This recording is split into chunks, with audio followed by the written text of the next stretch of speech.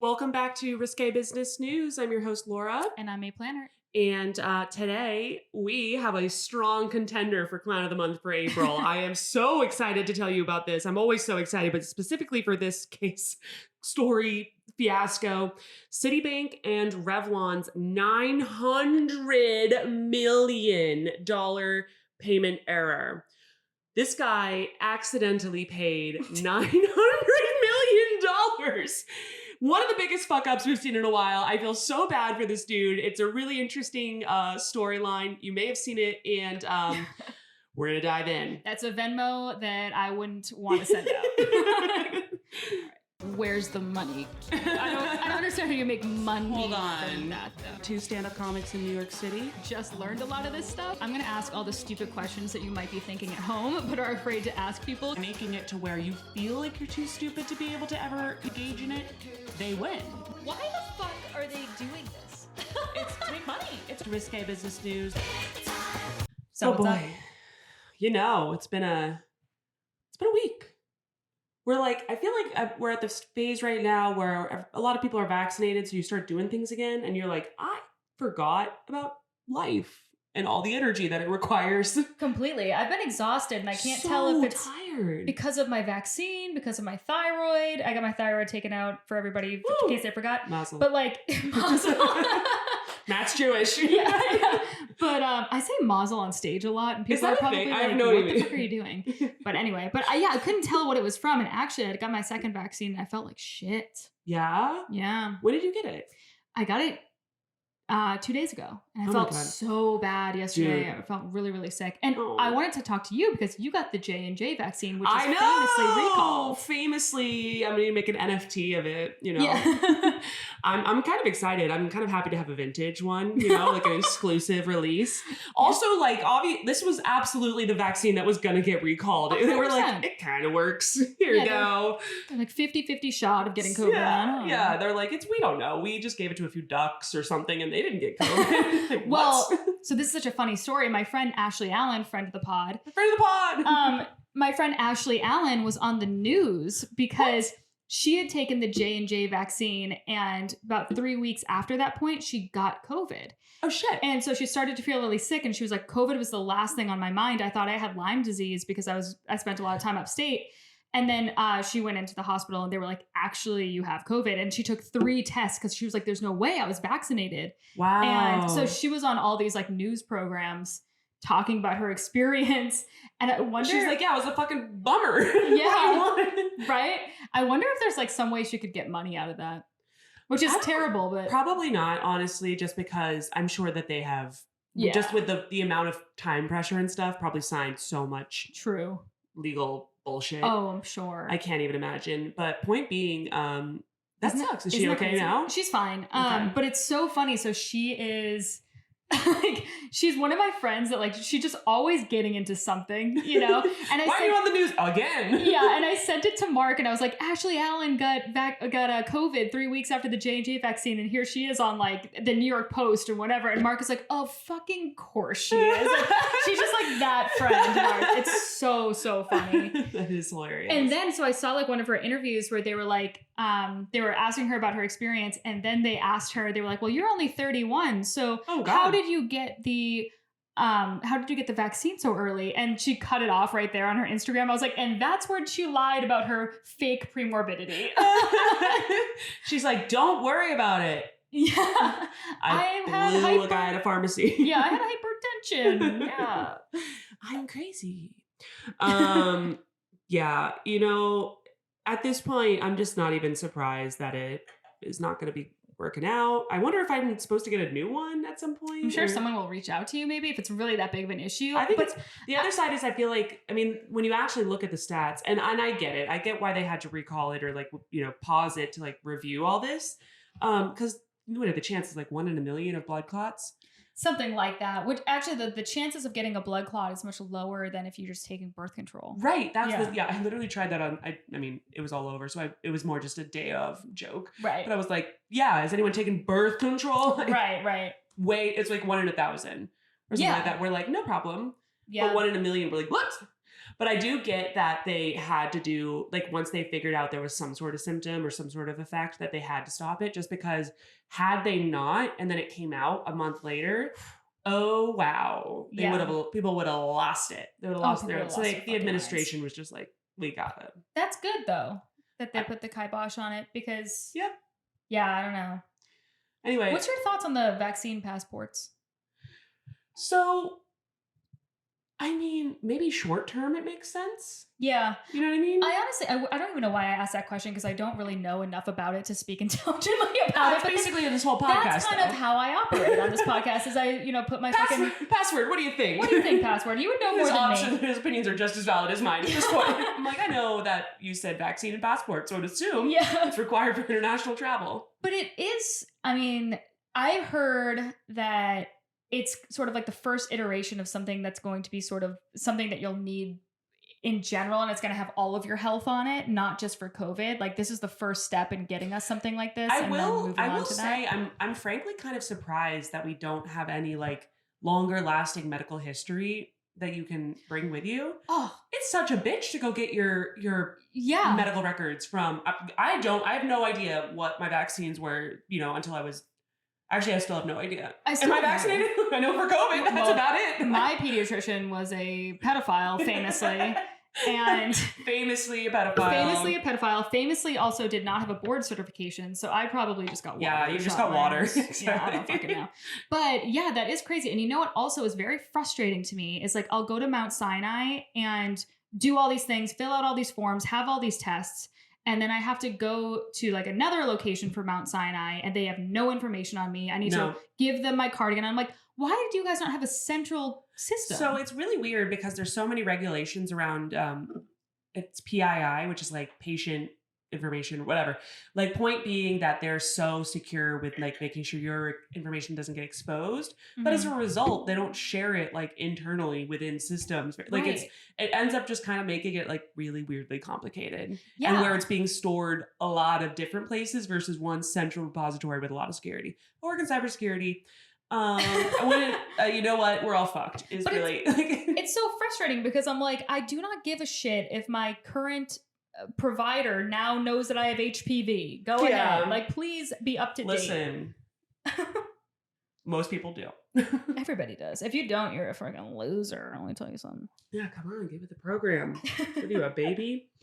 Yeah, so no, definitely we could work on those information systems, which is actually kind of a pivot into this story.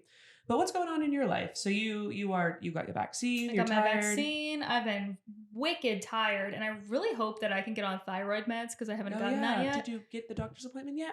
No, my doctor is ignoring me. You're getting ghosted by your doctor? I'm getting ghosted by my fucking doctor. They have like some system at Mount Sinai that you can message your doctor, and I messaged him. I was like, hey, I've gained some weight kind of inexplicably. I'm like really tired, blah blah blah, and he just doesn't respond. He's like, that's cool. Why are you telling me that? Yeah, why do I need Why do I care? Yeah. Wait a second. He doesn't give a fuck about me. He's like, I have no more money to get out of you. Yeah. None. Doesn't matter. Also, I'm not paying my bill.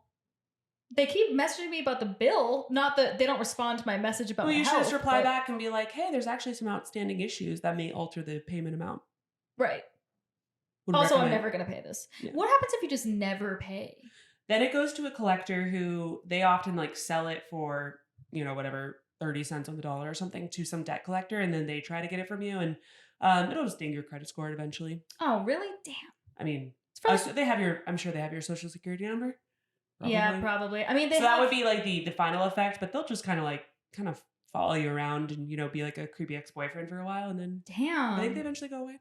Well, I had a friend who worked for a debt collector. Can you imagine?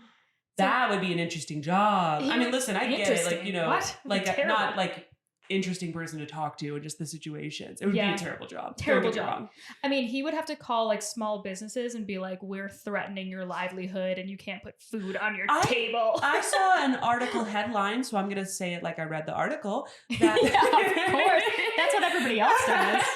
That they were going to make some new laws around debt collectors, like harassing phone calls. Oh, really? Yeah, but that's the end of the article headline. So. But also, it's like, if you don't want them calling you, like, pay your debt. I know it's complicated. It is complicated. I mean, as somebody who's constantly in debt, I don't know why I have that like approach. I'm like, why don't I just not pay it? Right. Well, we'll follow you around. Money is so not real. Like everyone's trying to cancel student debt, which is great. But I'm like, how? How does the university get paid? I don't understand any of that. So I think them canceling student debt would mean basically that the government would take on the payment of those debts to those universities, probably at a lower rate, is my guess. Okay. Again, this is some headline bullshit that I'm putting together, but point being, I think the taxpayers would eventually like kind of absorb the cost. You're right though. It's very like complex. Feels like imaginary numbers. It does, you know what I mean? And that's part of the reason I'm like, Bitcoin, please. Like this is the amount of, levels that our financial system has. This is just the perfect segue because this story is all about just the fucking ridiculousness of dollars and like who owes what and when you have to pay and what you have to pay and then even how you pay can sometimes get fucked up, like making the payment to the right group, which again, spoiler alert, doesn't always happen. I've been really surprised in my adult life. Like I've had so many clients that I sign on that just don't pay. And so I never get commission out of it. And I'm like, oh no, I never thought that someone at a corporation would sign a contract and have no intention of paying the contract. That's crazy. Isn't it insane? And in the Patreon, you can get a list of them. Yeah. That would be good Patreon content, though. Yeah, a bunch of Sephora brands to cancel. Thank you. The Kardashians, you're like, what? Yeah. No, I hear you. That's why we always have to do those like very elaborate MSAs, like the payment terms. And I'm like, but I don't care about that. I'm just you're going to use this. Like, the finance team will handle it. But then they get mad at me, so I have to do it. Okay, well, I'm glad to hear it. My only big update is I went out on Saturday and I forgot how to like go out. Like I was just like so unbelievably drunk.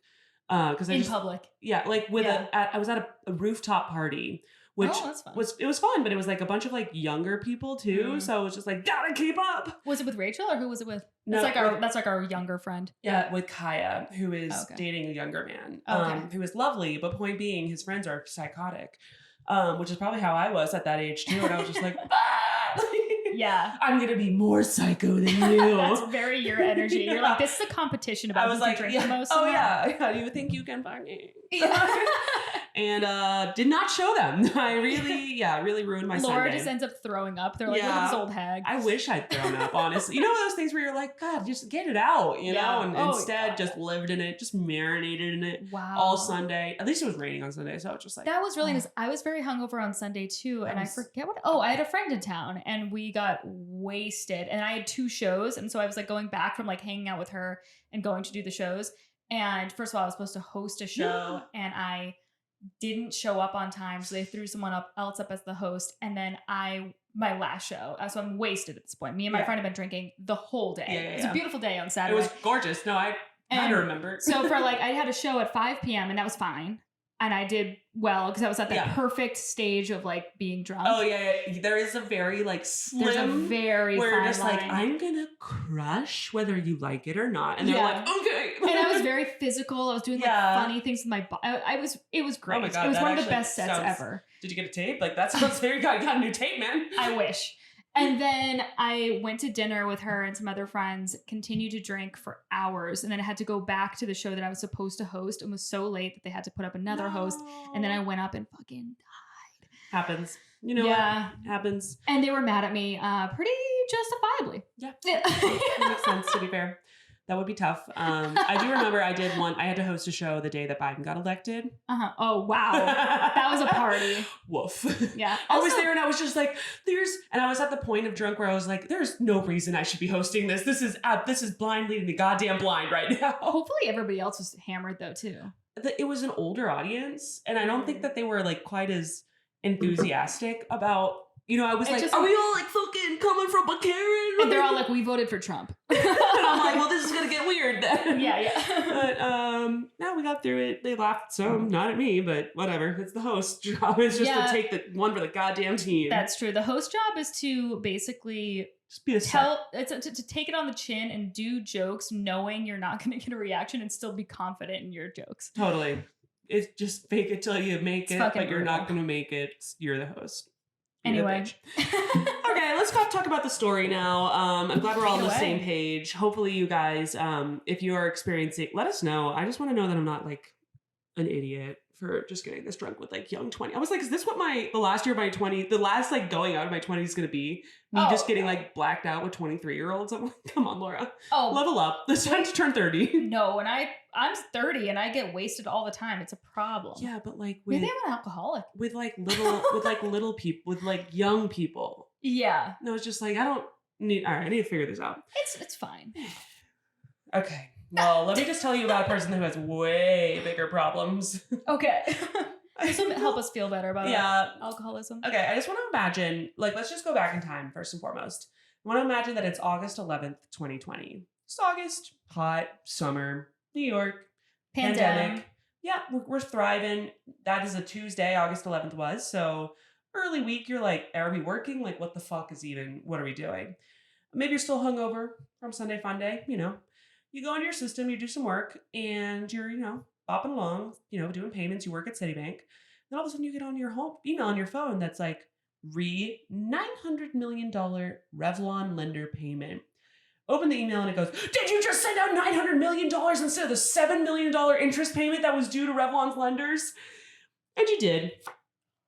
Why did she do that? It's a guy. And this person is now Risque Business's Clown of April. I think that this person, or actually, honestly, Citibank as a whole. Okay. This whole group just, it's really bad. That's close to $1 billion. What are the B's? Ooh. It's a lot of money. This story is absolutely insane. It's one of my I honestly think this is one of my favorite stories that we've done to date. Okay. It's just beautiful. No one dies. It's just people like rich people losing money. So, you're like, right, whatever. Right. You know what I mean? Like, I don't really, it's fine. But this poor guy, can you imagine that feeling? Yeah, remember when we were talking about, your asshole just puckers. You're like, it's like literally. In your stomach, you're like, oh my God. Like, totally. He's probably still there since August. He's not released since then. And then how do you work in finance again? It's like, I just overpaid by, 800 and... 800. 800. They're like, wait, what was that? What was that? 800 and... Million.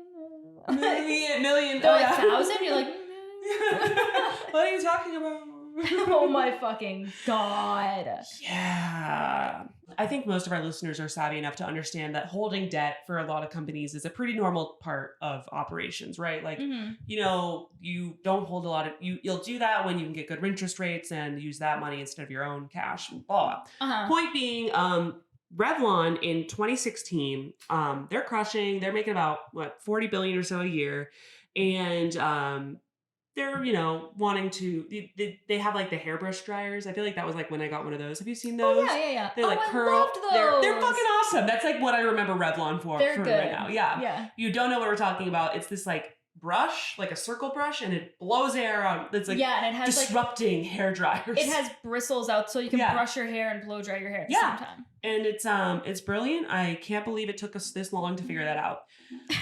Point being, they're doing that. They're living their best lives, and they see that Elizabeth Arden, which was a public company at that point. If you don't know who Elizabeth Arden is or what that is, it was a public company. It's a makeup brand. They used to sell the Britney Spears perfume Curious. Oh, good. Do you remember that one? Of course. Yeah. she raked it in with that perfume. Yeah. And it was just her being like weirdly young, but like wanting to sleep with guys. That was the commercial. I'm curious. Are you curious? We're like, here's my money. Yeah, I guess. Well, random guys in hotels want to sleep with me with Curious? Probably. Sure. Probably without it too, but don't tell Britney that. So point being, they were like, we love it. We love all you're doing here with Britney, with Elizabeth, with whatever. We're going to buy you. We need some money to do that. We need some liquidity in order to do so. What year is this? This is 2016. Okay. So, 5 years ago, they borrow $2.2 billion to buy Elizabeth Arden for $870 million and then do some other things as well, like restructure, whatever. there's two loan types that they did. They did senior secured term loan facilities and a senior secured asset-based revolving credit facility. I only say this so you can just understand the shit show that I was reading through in order to put all this together. I was like, I don't know what any of those words mean. Okay. But I just know it's a lot of money that they borrowed from various groups in the finance industry in order to do all this. Okay. Cool. So the way that they were able to get these loans, you obviously need to have some sort of asset beneath them in order to, do that, or right. Some sort of terms around it. So loans were secured using intellectual property as collateral. So what that means is like there are various trademarks that were under them, under the Revlon, empire, were being viewed as collateral and were enormous relative to the value of the entire Revlon enterprise. So basically the brands underneath them were like what was considered super valuable in the long term, because it's like what we know. It's things like Juicy Couture. Yeah, like I don't know how valuable it is, but point being, we know what it is. Right, you know what I mean? Elizabeth Arden, obviously. Almay was another one underneath them. American Crew, which is like a men's shaving cream, which becomes relevant later on. Yeah. And there's probably like 20-ish more of these of varying, consumer brands that you're aware of. And you would recognize them. And that's one of the things is like consumer awareness, brand awareness is like pretty valuable when you are trying to get loans and stuff. Because they're like, worst case scenario, we can take that brand and run it ourselves and make money off of this already established known entity in the minds of consumers. So that's how they got the loan. All is well. They get Citibank to be the administrator of this loan, which means that they basically are just going to take the money and give it to the lenders. So they're the middleman, the middle market group, whatever. Otherwise, I'm sure they get paid a decent amount to do all this, but otherwise not really involved. Then there's the lenders, which is like Brigade Capital Management, Highland Capital Management, Symphony Asset Management, and 37 others. Okay. I list those three because they become relevant later on. Point being, it's all these like small hedge fund types. Like, you hear about them all the time. And they are putting up capital in order to fund this in the hopes that they'll long-term get the interest payments, blah, blah, blah. Like, we get it, right? Make money and get the money back. And then, of course, there's Revlon, who put up their brands as collateral, and then they were able to buy Elizabeth Arden. And so they're like, this is fucking dope. Okay. We're making $40 billion a year. We're going to make 45 next year, 50. The sky's the limit. Damn. I know. So everyone's fired up. It's 2016. Life is good. And then things get weird. Yeah, things get weird. So between 2016 and 2019, if you're familiar with like the women's beauty space, I feel like this was kind of the time period where a couple different brands kind of took off within beauty and makeup, specifically like Glossier was one of the ones who huge. And they also did a lot of like social media marketing. They really like a lot of these companies were really good about getting influencers, getting social media ads, understanding how to reach younger markets, younger demographics. And then other groups like the Kardashians and stuff like that. So they were all crushing. There was a lot of like smaller but pretty significant people like chipping away at Revlon. So between 2014 and 2015, we had said they made $40 billion a year. By 2019, Revlon was like nosediving and was losing $158 billion. What? How? A year. They didn't do well. Perform. I don't know what to tell you, but point being, no one wanted their Revlon lipstick or whatever. Yeah, well, I think the thing is like Revlon is a relatively affordable brand. Yeah. Right? Yeah. I mean I feel like they're in like CVS and stuff like that. Yeah, exactly. They're in CVS. I mean, God bless. But. And I think like the demographic, like when I was buying things at CVS, I was younger. I didn't have as much money, but then Glossier came out with like a similar price point and was sexy and cool and people liked it. And so people were gravitating towards those like accessible brands. It hit that demographic perfectly. Where now Glossier, I'm like, it doesn't have enough coverage. I have wrinkles. Yeah. I need a little more like natural. Fuck that. Yeah. Like kidding? Natural. What are you kidding? I'm like, I don't need any of foundation. This. Like, it's plant-based bullshit. I'm like, I need some chemicals on this face. Okay. Like, Botox me up, baby. You kidding? Yeah. And I keep like getting had by their ads too, because it'll be like some gorgeous 22-year-old like putting on like a clear putting on the like clear eyebrow stuff. I'm like, I need that, and then it just does nothing for me. It's literally like water. I'm like, cool. Yeah, exactly. Why did I bother paying like $12? It's so cheap, but it's like still. So point being, Glossier and others were fucking them up. They get to 2019. And this is when things started to get a little weird in terms of the finances. So in 2019, this is right before the pandemic, right? They're already losing $158 billion a year. Mm-hmm. I can't imagine 2020 was the year where they were like, we got this. Like, we're going to be fine. But already in 2019, they took out another loan for whatever the hell reason worth $200 million from Ares Management. So the way that they were able to secure this loan was by providing collateral by intellectual property of American Crew, which is the men's shaving and grooming brand. It's kind of like Dollar Shave Club, but like more elevated, maybe a little bit. It's I don't know. It's available at drugstores. Same kind of basic thing. But point being, they had already put American Crew up for the other loan that they took. So now they're putting them up again. And the lenders are like, hello? Excuse me, question. Listen, love what you're doing with the hairbrushes, but other than that, what the fuck is up? Revlon got some questions. And they were like, oh no, don't worry about it. And they were like, that doesn't help. That's not like fine. I'm not worry free at this thing point. That you already offered us, you're offering it to us again. Exactly. And we already have that, we thought. But they're offering it to another group. Oh. Yeah. So they're like, wait. We're supposed to get American Crew if shit hits the fan. And shit seems to be hitting the fan. No offense. Yeah. Kinda. You don't look great right now. I have a friend who works at Revlon. Well, ask him how this is all going. Because honestly, for like the end employees, I doubt it like makes a huge impact unless you work in finance or finance. Pretty much the finance group or the legal team. Yeah. But yeah, so I don't know what they do, but if it's product, they're probably fine because they need American Crew to apparently crush. It's a product. Well, good. Yeah. Keep American Crew up, because there's a lot of people that want American Crew to be successful. It's cute branding. I can picture it. Yeah, I like it. And that's exactly why it's so valuable. It's because like when you say juicy, you're like, oh, I know 100% what you're talking about. I can picture. I don't even know if I've ever known a guy that uses American Crew or not, but I can picture I can imagine the scent that it is. You know what I mean? Yeah. It smells like a guy that's hot, but I don't know. Yeah. I don't know. They have why. like the sexiest person on their little, I guess it's hair stuff. It's hair stuff. It's probably like shave gel. Yeah. And they have this like beautiful man with stubble on it. And I'm like, yeah. I like their branding. Absolutely. They nailed it. So your friend, tell them or her they're doing great work. Unless they work for Juicy, in which case. No. She does really cool collaborations. They do some really cool like limited edition palettes and stuff with like different celebrities. So they'll have one with like Jeffree Star or like I don't know. They did Kat Von D before she got, in trouble for being a white supremacist or whatever the fuck happened with there. But I did not know about that, but but I'm honestly not surprised. Before that whole fucking thing. Yeah. But yeah, isn't she Hispanic too? That wouldn't make any sense. I don't know. She wears a lot of makeup. It's like it's to the point where famously, hence the makeup. It's good for her. But point being, it's like so much where you're like, I couldn't tell you. I couldn't even start to guess your race underneath that. Yeah, but I love those collaborations. They'll do stuff with like Trixie Mattel, who's a famous, like who she is. So she is, what's the word I'm looking for?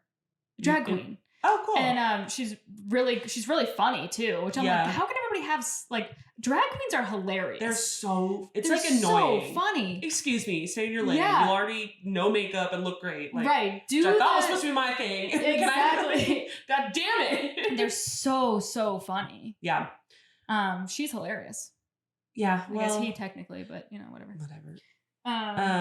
Anyway, sorry. No, continue. No, it's good. Okay, so carrying on. So American Crew was put up for collateral in 2019, and then in spring 2020, Revlon started doing more of this shit, transferring rights for Almay, Curve, and like a couple other groups to some of their subsidiaries. Okay. Point being, it became kind of, I don't know. I read about this for a few hours. So like from my non-expert opinion, it kind of was pretty clear that Revlon was trying to be like, we're kind of fucked as a group. Let me go ahead and try to protect as many of our assets as possible by putting up these like weird legal, barriers around them that at least will be super complex and hopefully will last through any like debt, restructuring or whatever needs to happen. Yeah. So point being, they put priority liens on the intellectual property for these new loans, which would displace the 2016 lenders. What that means is, again, the 2016 lenders would not be able to get Almay, Curve, and the other groups. And they were like, again, that was all we really wanted in the first place. We really hate this for us. Yeah. Boo. All of this, I hate it. I don't like it. So Revlon's like, go fuck yourself. We're going to keep doing that anyway. Okay, good for them. Yeah. I guess. I don't know. What I'm talking about. Yeah. And then, I don't know, I kind of like the balls of it, to be honest. Same. Like, some lawyer just came up with that, and then he's like, what if, hear me out, we just move it. We just move it. Here's the thing. It is a requirement. You'd think I'm in a contract for this, but it is a requirement for me to bring up Tim Dillon on every podcast. And as the words... Hell yes, let's hear it. What's he got? In the words of Tim Dillon, all business is fake business.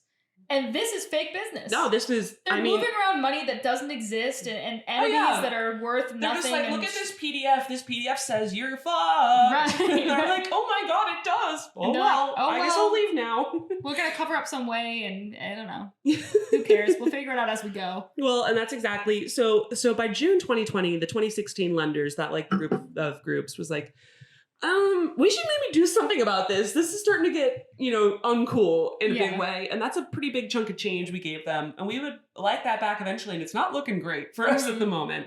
So they decide that they were going to get the loan administrator UMB Bank to try to replace Citi. And this is an area where I'm sure there's some folks who know a lot more about like the specifics of it. But basically Citi, again, was that middleman. They have like very little impact, but they wanted UMB to do it instead. And to get one refinancing approved by lenders in 2020. Oh yeah. The reason that they said that they wanted to do this was because they said that in order to get the refinancing approved by lenders in 2020, so doing all this nonsense that they did with Alme and Curve, that they had used a sham voting system created solely to manipulate and gerrymander, which... What does that mean? How does that mean? Gerrymandering is like when you have like the map of Georgia and it's like districts or whatever, and they're like, wiggle, wiggle, wiggle, and they like map it out, and it's literally... They map it out to make it like Republican districts. Exactly. They're just like, where do the Johnsons live? Like circle them, and we got to connect the dots, and like they like loop all the people who they know will get that district to go one way. I'm not 100% what it means in this context, but we can kind of... and use some context clues. Surmise that they were basically just manipulating the way that the voting worked in their board or whatever, that you would that this would get passed, and that they were like, go fuck yourself once again, and that they would be able to get these commitments kind of overridden. So UMB said that was going on, and they basically were like, hey, you're going to court, you've been served, and so basically in August 12th, this is my favorite. I was freaking out earlier when I was researching it because of the timing, the sheer timing of this is gorgeous. Yeah. Oh yeah. So August 12th, 2020, UMB Bank filed a 117-page complaint levying a litany of reasons why the judge assigned to the case, Lorna Shawfield, should rule in the 2016 lenders' favor. To hear UMB tell it, Revlon stole the 2016 lenders' intellectual property and behaved in a way that was disloyal and nefarious. I would agree. I mean, it sounds like, listen, right now, Revlon, you sound shady. I kind of get it. Like, protect yourself, but you should have sold my hairbrushes. Anyway, so they send that and they're feeling pretty good. They're like, that was a pretty good complaint we just sent. Yeah. They're in a fucking, it's going to really... gonna be crazy. Yep. And then the next day, they wake up bright and early, August 13th, 2020. Oh my goodness. Wow. I'm losing my mind. News broke that 2 days prior, the debt was paid off essentially in full by Citibank. What the actual fuck, you guys? So, to recap, 900 million or whatever was owed by these people in 2016. They were pretty sure they were not going to get it back. They were about to go to court. By Revlon. Revlon was like supposed to pay these creditors or these lenders, via Citibank, who was the market maker, or which I'm probably fucking up the term for it. But point being, they were the middleman. Okay. And they go to court because they're like, this is getting weird. And it got weirder. Okay. Because Citibank accidentally paid off the debt completely. Why? Yeah. Well, that's what they were asking too. But like the lenders, of course, were like, dope. Oh, okay, fucking swerve. What? Oh my fucking God. It couldn't, like, is this a movie? I'm sorry. This would be like a cheesy screenplay. And it would be so unbelievable. I'd be like, well, why would this random person pay them $900,000? Within the course of 24, this is a 48, let's call it 72-hour period where this mistake that I referenced at the beginning happens. Mm-hmm. They freak out for 48 hours. Wall Street Journal publishes an article the day before they had gone to court over the same debt. Okay, so... It's complicated, so I want to make sure. So hold on a second. So Revlon owed $900,000 to $900 million to these lenders. The lenders from 2016. The lenders. Okay. And then they were going to court over that, and then who was going to get paid back if they lost in court? The lenders. Basically, they were saying that they were going to replace them with UMB Bank, who would probably have done some complex finance shit. Okay. And they would have carried on with the payments, essentially. Okay. But instead of that, I mean, can you imagine? They just wrote a 117-page complaint. And then the next day they were like, hey, I got news. It's paid off. Wow. And Citibank is like, uh-oh. Do you think there's some sort of like corruption going on where they ask the person to do that? I was wondering that. What's the benefit of that person? Can you go to jail for something like that? Like not... I don't think so, because I'll keep explaining how it all. Them, like, let me explain. Yeah. So let's go back a little bit in time and talk about like kind of how this all laid out, like how this mistake actually happened. Okay. So 2 days prior, from August 13th to August 11th, this guy is just going to work, and the typical process when you're making a large payment with this would be considered. And remember, Citibank does enormous transactions pretty regularly, so this is like a fairly standard day at the office, which is insane. But point being, to make a large payment at Citibank, they use what's called the 6-eye process. Okay. And that means literal physical eyes, which I was like, that's kind of weird, but fair. Basically, you need 3 people needed to review large transfers, which this would qualify as. Okay. Now, it's also important to remember that Citibank does not process their own wires. They rely on a company called Wipro, which is an Indian, service company. They do IT services, consulting, and business operation or business processes, which this is what that would fall under. They're massive, multinational. They work in a lot of different industries, and they're good. They're pretty widely respected for just doing the fucking job, right? Yeah. And they are the part of the loan processing arm for Citibank. So the process to do this kind of transaction, they use a system called, it's like FlexCube, I think it's called. You don't care. Yeah, it is FlexCube. Look at me. And I was like, oh my God, this is FlexCube? I'm gonna go purchase that for my small business. No, you're not. Point being, eyes 1 and 2, which would be the first person, is a Wipro employee, and they just fill out the forms in the FlexCube loan processing system for this payment to be made. And what they were trying to do was pay $8 million of the interest payments to these lenders. Sure, whatever. And then they have to do some complicated thing where they move around the principal to another wash account. I don't know what that means. But point being, they just got to do some fancy shit. Yeah, they're another laundering money account. Probably, yeah. Who knows? Whatever. So point being, they were filling out the forms in their system, and they're like, okay, this is the worst. I hate my job. Yeah, probably. Yeah. I would imagine. Probably, right? Sounds like the worst fucking job I've ever heard in my entire life. Yeah, exactly. So, that's these guys. This is player 1 here. Player 2 comes in. It's eyes 3 and 4. And this is another Wipro employee. Love him. Probably a guy.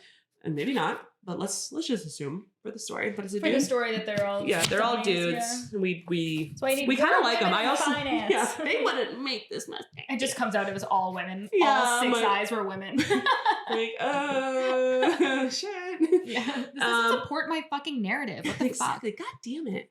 So the second set of eyes checks the forms. That's their job, is just look at it and be like, yep, looks like forms.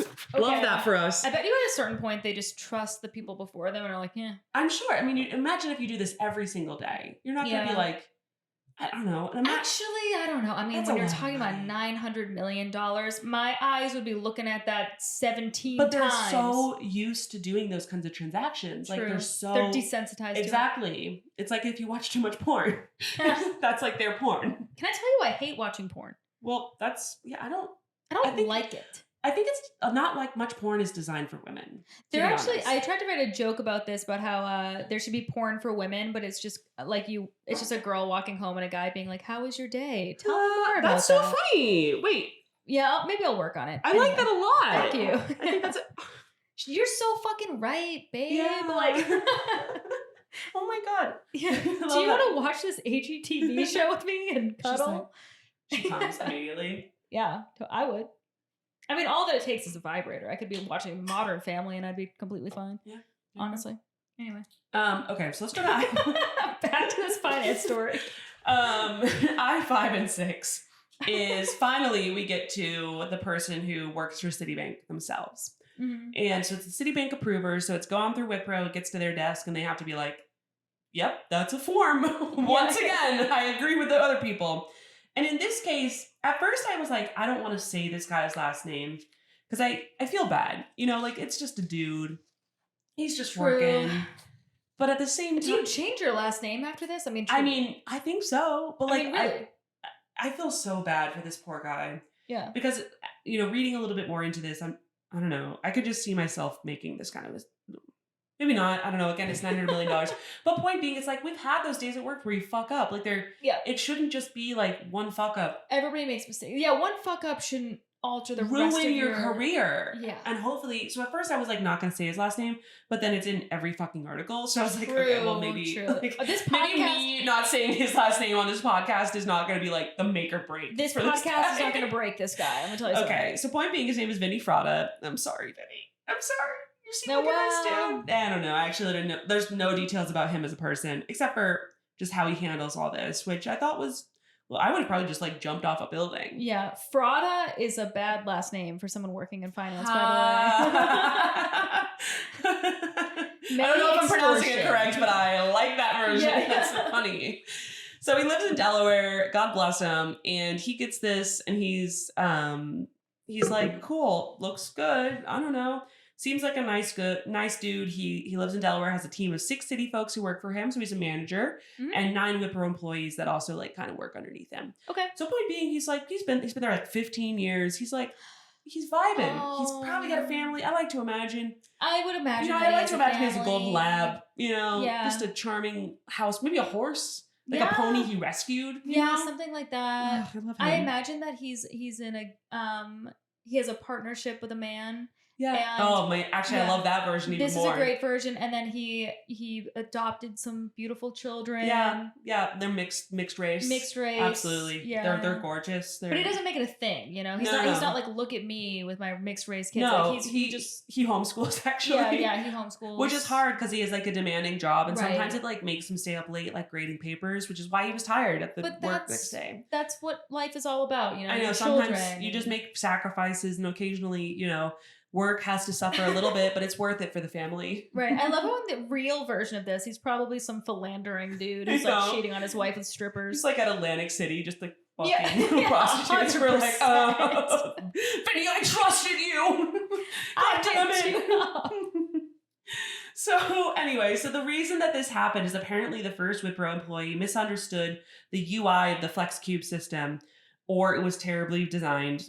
Who the hell knows? All finance software probably is. I mean, please take maybe we can post this. I don't even know. This is the most, I'm looking at this stupid picture of the UI. That makes me want to shoot myself. I want to jump off of my apartment. Imagine looking at that. If you can see. Look at that. It's just gray with check boxes. I hate it. Just a bunch of codes. And it's just really, it's annoying. Bloomberg's Matt Levine actually wrote a long piece about it, which is worth reading if you really care.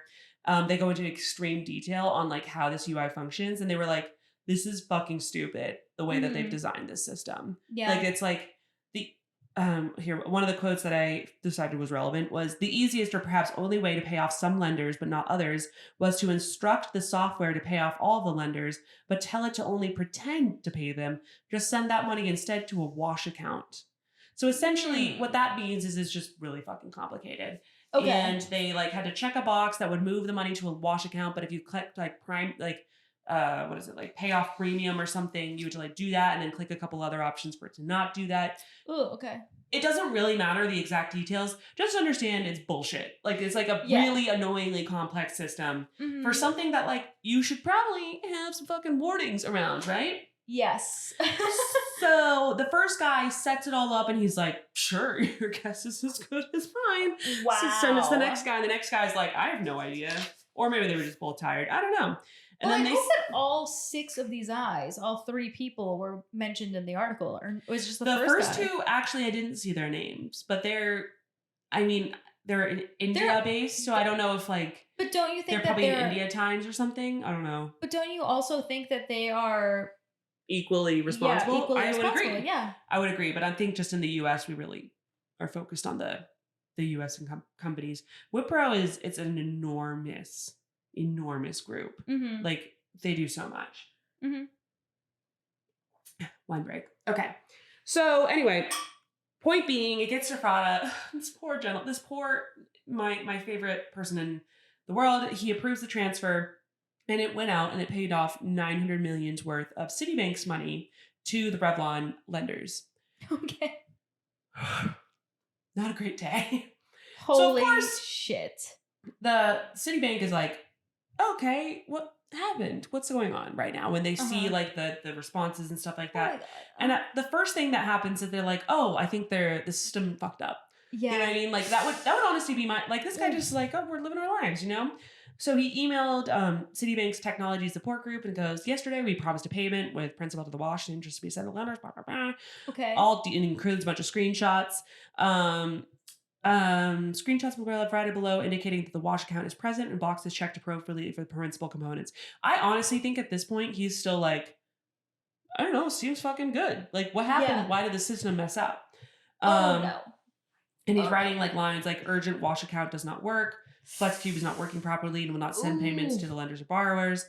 So keeps going with all that stuff. And over the course of the day, Prada, unfortunately, this poor guy, learned that the principal payments, which were made with Citibank's own money, as Revlon had provided funds only for the interim interest payments. So Revlon had given them $8 million, but they don't have $800 million. They were like, bitch, we wish we had that much money. Are you kidding? Have you seen how much Glossier is kicking our ass right now? Totally. We don't have that money. So those blowers with the fucking brushes on them can only get us so far. They're cool, but like you only need one. Do you still have one? Yeah. I think that's probably why I have like 45 split ends per hair right now. I'm gonna go get a haircut. I could use one. I'm gonna buy one after this. Oh, they still sell them? I'm sure. Well, they're probably selling on goddamn sale right now. I'm gonna get one. Buy a couple. Wow. Revlon out. Just get some like heat protectant. Yeah, I know. I also like it. Anyway, point being, I digress. Back off of our hair, back to the story. So it comes to show that eventually they're like, hey, bad news, you didn't select front and fund fields when inputting the default override instruction. So unfortunately, to Frada's credit, after further review, he was quoted as saying it was human error and that I was one of the humans responsible for the error. Oh my goodness. What a hero. Oh, he owned up to his mistake like a good person. Probably also helped their legal defense, but point being, I'm sure they were like, I'm sure. Say this line is extremely important that you say this. Yes. Okay, so point being, the money's gone, and they're like, well, what do we do now? So they're like, let's go try to get it back. Let's do that. They email just asking for the money back from the hedge funds, which is a hard email to write. And also to hedge funds. Hedge funds are like, fuck you! Our whole fucking thing is making money. Get the fuck out of here. Why would we send it back to you? Why would we do that? Also for like a loan that we're in court right now. Yeah. Thinking we're not going to get back, and you're just saying you gave it to us? Why? The answer is no. So point being, they file this, and $400 million is returned. Okay. I don't honestly. I guess it's tough because like you're doing business with Citibank. They're huge, extremely influential. Mm-hmm. You, as a hedge fund, maybe like the relationship in itself is probably worth not torpedoing. Yeah. I have no idea. Point being, but then $500 million of it was refused by groups including Brigade Capital Management, HPS, and Symphony Asset Management, who were the ones who were talking about earlier. They were like, go fuck yourself, get wrecked. We're not returning it. Damn. Yeah. So point being, they were looking at it and they were like, Revlon's losing money. They're hiding their assets. We're already in court via UMP. Go get wrecked. And they literally, my favorite is their responses to the email. So they emailed Citibank, Vincent Farrell apparently was the guy who emailed them. And from Brigade, when told it was an urgent matter and asked if the firm would return the money, they told Farrell that the matter was still being considered and that they'll get back to him. Never did. HPS investment partners said they would check with others and report back, but never report back. Okay. And then Symphony, out of the blue, apparently sent an email asking the bank to stop harassing us. They just didn't even send anything. They just heard from the other banks. They were like, you're abusing me. Pass me the wine. Yes. This is a story that deserves it. That is fucking epic. Would you return the money? Well, I'm such a pushover, and this is a horrible thing to say on record, but I'm a very big pushover. I probably would, because I'd be like, really? Yeah, you didn't mean to. That's like who I am as a person. Would That's you? Fair. I don't think I would. But I think it depends on how big the relationship mattered. Right. With Citibank. Right. Because, like, depending on how many of your transactions are being, like, done through them. Mm-hmm. But also it's, like, money that they lent out. Yeah. Anticipating payment for. And then they got paid the money that it's their money. Yeah, I guess you're right. But I also know what you mean, because, like, I could absolutely see myself just getting a stern email and being like, ah! Yeah, oh, completely. Oh my God, it's back. I don't know. Just go away. Stop harassing me. I get stern emails from my clients that are like, oh, you need to make our payment terms so that we don't pay until fucking 2025. And I'm like, okay. I love that idea. Actually, I was about to come up with that idea. It's so funny. We're so in sync. You're not going to get commission until you probably don't work at this company anymore. I'm like, great. Then good luck getting it. Yeah.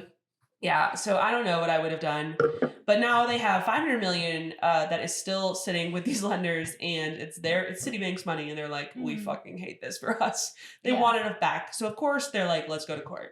Of course, we're gonna sue you guys and make the courts decide like who should have this money. Yeah. So the first thing that happens is the money is immediately frozen. Which that means that the hedge funds, who their job is to obviously move money around and invest, they can't do anything with this money for a while. And now they're going into the legal system, and there's two basic like principles involved, which are kind of widely received in the legal system. But the first one being the idea that if someone pays you money by mistake, you have to give it back. Really? That is apparently law. I didn't realize that. But like, if there's actually a case where that keeps getting referenced in relation to this, because I think of the timing, but there was a Pennsylvania couple that were accidentally transferred $120,000 from Charles Schwab. Oh, wow. Wow. Can you imagine? Yeah. Just opening your bank account and being like, okay. What the fuck? That would be amazing. Point being, that's what they thought. They balled out of control. Of course. They were like, we're gonna go put a down payment on a house. Yeah, right. I think they did. I think they bought a bunch of like 4-wheelers and a new car. And like, that's so fucking random ass town PA to buy 4-wheelers. Of course. They were like, we're gonna go dirt biking. Yes. It's classic. So anyway, they got this $120,000.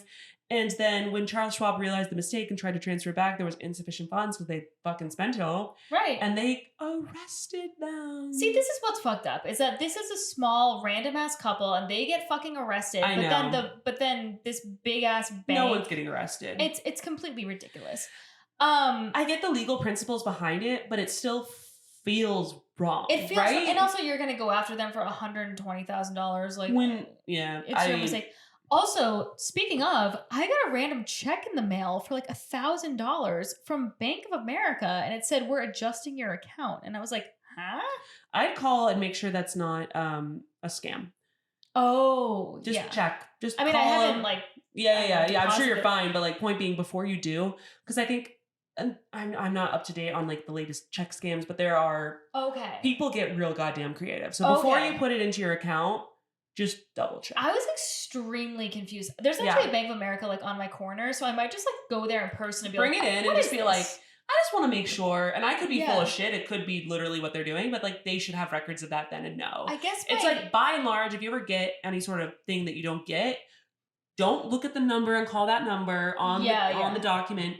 Call the organization that it's claiming to be from. Right. And the other thing is like, I was thinking about it and I was like, well, what if I overpaid on my credit card or something? But I was like, even if I did that, then it would transfer back to your card. It doesn't matter. Like then I would just get that money on my card. So I don't know what the fuck that is. I'll just check. Also, I really want to know. So actually definitely I'm gonna feel like a goddamn genius. Next week I'll let you guys know what happens. Yeah. But I thought something was like so weird with it. Mark's like, great, you got like $1,000 free dollars. Mark. Yeah. And I'm like, Mark, I'm over here like, they're gonna scam you. Well, thank God Mark is a money manager, because let me tell you something. The man is great at some things and he is a freaking Mr. F at other things. That's a deep cut. Do you know what I'm referencing? When Michael from Arrested Development dates. I think you just did this reference on our podcast before. Did I? Which is why I'm recognizing it. Yeah, right now. Mr. F. Okay, anyway. Okay, so that's like principle number one, obviously, that if someone pays you money by mistake, you need to give it back. And there's legal, background, like backing on that. The second one is that if someone owes you money and transfers it to you, like if someone Venmoed you and they owed you money, or by direct bank transfer, that you should be able to keep what you are owed. Mm-hmm. So for point two, the legal principle that like kind of backs all this up is the discharge for value. Discharge for vaginas. Disgusting.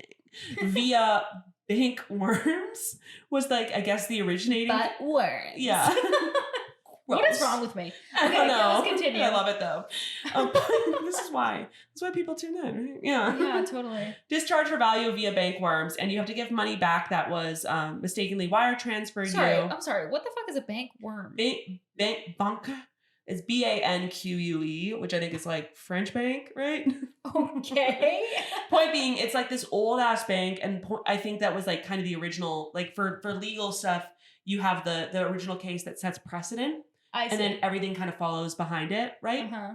And I think that was like the precedent, the leading case in this kind of a situation. I see. Okay. Where someone owes you money and they pay you the money, and then they're like, just kidding, I didn't mean to pay you. Mm-hmm. But there's a couple different rules.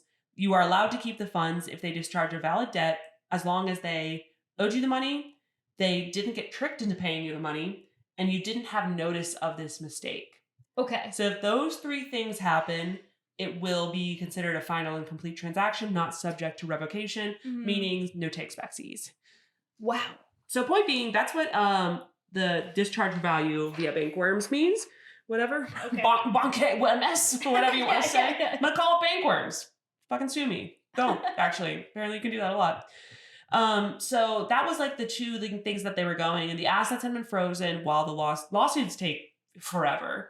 So the money's frozen. There's 3 lawsuits that they had to file in order to do that. Citibank filed them like real goddamn quick. They were like, you know what we have? We have lawyers. Okay. We're really good with lawyers. We love them. Yeah. And it makes its way all the way to spring 2021, which is, what we're just exiting right now.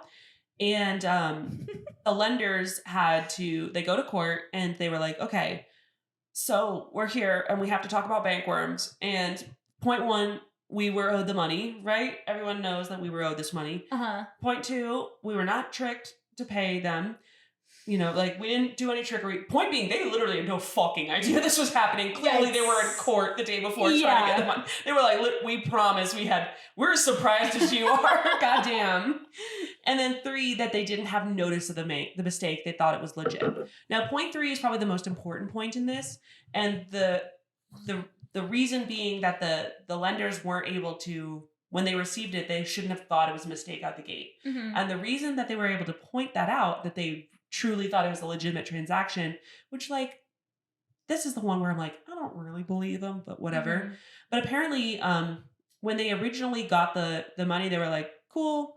No one on their Slack channel or whatever was like, what the fuck? What's going on? Right. But once Citi sent the email and was like, hey, can we have the money back? We need to send the recall notice.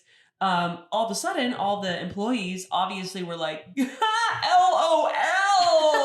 On Slack, they went online and were like, I guess some username was like, I feel really bad for the person that just fat-fingered a $900 million erroneous payment. Ooh, not a great career move. Yeah, that's tough. Yeah. That is really fucking tough. And the next person goes, certainly looks like they'll be looking for new people in their ops group. Wow. They're just burning them. And the third person goes, how was work today, honey? It was okay, except I accidentally sent 900 million out to people who weren't supposed to have it. Then the person goes, maybe the dog hit the keyboard, and then the song Had a Bad Day is just playing in the background. Yeah, I mean, that's a tough day. What do you do in that situation? Like, I would just be so nervous that I would somehow be held financially responsible for that.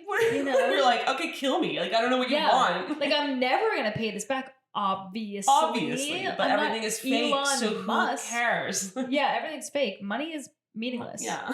Doesn't exist.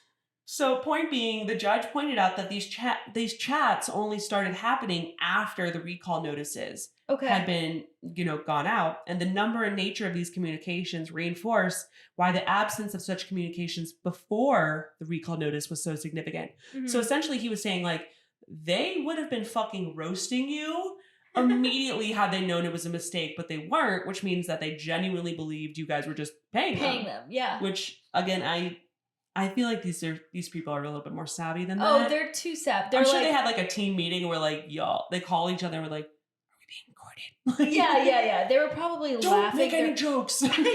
I know we want to. You write them in your drafts. Write them in the drafts. Totally. They definitely knew what was what and they were like, just don't say anything. I know. They probably knew I'm sure they knew about these laws. Yeah. Who knows? This is just us like guessing. But point being, the ruling from the judge came out that the quote was to believe that Citibank, one of the most sophisticated financial institutions in the world, would make a mistake that had never happened before to the tune of nearly $1 billion would have been borderline irrational. Fuck you. This judge just basically was like, you're dumb. And they were like, we know. We were playing dumb. So the court ruled in favor of the lenders and said that they don't have to return it. They don't have to return the transfer.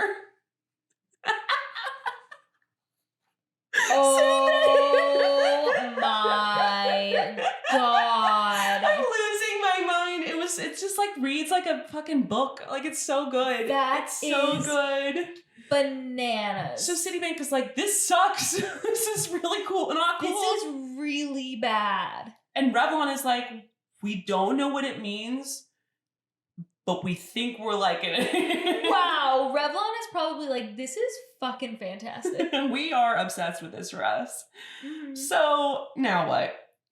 This is like the most recent news. There is like a couple of new things that have happened, but right now, obviously Citibank is going to be like, let's appeal. Mm-hmm. We're going to appeal, which will take forever. All this takes forever. So they are saying that they want to put the freeze that's on those funds in place for longer. Uh-huh. And the judge is like, but, this is final, blah, blah, blah. And they're like, what if we win the appeal? And they're like, well, the creditors will still pay you back. And they're like, well, they referenced that one hedge fund that just went under super fast. Uh-huh. And they were like, well, they lost all their money in 2 weeks. So, like, what if that happens to one of these lenders? And they're like, you're being paranoid. And they're like, yeah, of course we are. We just lost almost $1 billion, asshole. Yeah. So point being, that's like what they're arguing about in like this period right now in April. Obviously, this is going to go to appeal. It could get reversed, but probably not. Oof. Who knows? And now, of course, it's awkward for Citigroup and Revlon because, like, what happens? Like, does Revlon owe $500 million, which would be payable in 2023? Like, there's no contract there. Yeah. I mean, presumably you would imagine that they're going to be like, hey, you have to pay us now. But there's no like legal precedent necessarily underneath it. Like, the contract wasn't designed for them to pay Citi. It was, for this weird thing. Okay. So is it just like a gift? And then what happens if like the appeal fails? Gift? Oh my God. A gift of $900 million. Wow. That is an unbelievable amount of money. It's such an insane amount of money. And I imagine what's probably going to happen is that I don't think that Citi's going to win this appeal. Maybe I'm wrong. Who knows? Mm-hmm. I'm an idiot. So I could be completely full of shit. But I do think that they will probably come up with some sort of like restructured program for Revlon, which will hopefully like be some sort of like dollars on the cents or whatever. Yeah. Or cents on the whatever. Obviously, this man has been fired. Not yet. Not until, as you can imagine, through the court case, they kind of need him. Oh. You know what I mean? I don't know about now, but I would imagine through at least the appeal process, he'll be on. Which, that's awkward. Just logging on and running. That's really awkward. Hey, guys. Honestly, he's probably getting paid, but they don't want him to do anything. Yeah, actually, maybe he's like living his best. I hope he's like starting like a side hustle. I hope so because goddamn, it's like a dog sanctuary or something. I mean, he's gonna get fired as soon as they possibly can fire him. Obviously. Absolutely. Yeah. I mean, this is a fireable mistake. It is. It's pretty bad. No offense, guy, I mean, but I like him, and I mean, I think that and that's the weird thing. This is not Citibank's first time like running into trouble because of like fucked up systems. Mm-hmm. They were just fined at the end of the year of 2020, $400 million for failing to improve their risk management systems, even though regulators were requiring them to. And I mean, you would think if they were like, "Hey, we're gonna charge you a lot of money if you don't do that," you'd do it, right? But the thing is that all their systems are so complicated that they were like, "We don't know." Wow. And point being, so they got fined a shit ton, like that's a comparable amount of money, to this entire fiasco, and so they were struggling there, and then obviously the system that they have right now is not exactly like, foolproof. Mm-hmm. So they clearly need to do some overhaul internally, and they'll probably fire this guy, but they should fire this guy, honestly. They probably should. I mean, what are you kidding? I mean, they need to. Yeah, you got to get fired for this. If you're not going to get fired, I'm going to be honest. This guy shouldn't work there. Like for his own psyche. Yeah. What are you going to just like move on? Imagine double checking. Like I would check literally thousands you'd like lose your mind. Yeah. But point being, now you're caught up. That's like where it's at right now. Wow, isn't it insane? I feel bad for that guy. I feel bad for him too, but I also like maybe he's just going to do something more fulfilling with his life, or maybe that was like his passion. But genuinely, how do you fuck that up that bad? I just really, I don't know. Reading, I'll send you the article about like the system, and I'm like reading through it, my eyes like crossed. I was like, I can't. I would fuck it up immediately the first time I tried. Like, oh my god, I just sent $1 trillion to like the Iraqi government. Oh no! And they're like, you're fired. I'm like, of course. Iraqi government. I don't know. What are you talking about? Like, I don't know why you even gave me this fucking job. Yeah, are you kidding? Damn, dude, that is bananas. Yeah. Poor dude. I know. And then, I mean, the lenders are just like, this is the best day ever. And Revlon's like, I think it might be the best day ever, as well as Citibank's like, this is terrible. Literally the worst day of my entire life. This is the worst thing. But interesting. I mean, Citibank will live. They'll be fine. They'll be fine. And that's the nice part. There's no deaths. No deaths. No deaths. I don't know, actually. Don't hold your breath. I could see this guy killing himself. Oh, God. I hope he does not. It's not worth it, dude. Just go raise some horses. Just raise horses. Or something. I don't know. You're not going to go to jail or anything. No, and that's like kind of weird because I don't think anyone will go to jail in this case. Meanwhile, Pennsylvania couple vibing out in jail. How long did they get sentenced to? I'm not sure. I didn't look like terribly deep into it, but I do know that they were arrested. Which is so aggressive for something that they were like, we didn't fucking know. Yeah, I'm a random person. We didn't drop like if I get like a random Venmo from someone who meant to send something else to May Plant or whatever. Like, oh my god, did I tell you I was paying Jordan Jensen to the wrong account? No, I had her on multiple shows and I kept paying this random Jordan Jensen, friend of the pod. A friend of the pod, very funny comedian who deserves to be paid for her comedy, and she never said anything. And I was like, oh my god. That is so funny. It's kind of cool that you caught it though, so you could tell her because I eventually figured it out, and I was like, fuck! She was probably like, huh, that's so weird they don't pay me, but okay. So rude. What do you think? Like, of course I'm gonna pay you, you're amazing. Yeah, that is so funny. Yeah. That other random Jordan Jensen's like balling out of control in her she's like 3 shows worth of pay. Yeah. Enjoy it. Good for crazy. Her. Get a steak dinner. Yeah. Maybe. Yeah. It's comedy shows. Like, that's true. Get a fucking McDonald's order. Yeah. A couple McDonald's though. It is comedy shows. Yeah. Shows plural. Yeah, exactly. You can get a couple Big Macs for that. There you go. But that's my story, and it's crazy. And I'm now you'll know when people are talking about Revlon, you can be like, "Oh, fun fact." Mm-hmm. All that. Yeah. Wow. That is bananas. Yeah. God bless. I'm gonna ask my friend that works at Revlon about this. Yeah, definitely do. Let us know. Mm-hmm. We'll do. And then let us know if that was a fake check too. Oh my god! Yes, I definitely will. Very interesting. If you guys like this, please it would be really helpful if you could write a review. We definitely have more listeners than we have reviews, so chop. Yeah, Apple Pods, that's where people look. Yeah, thank you. Thank you. But also we appreciate you being here.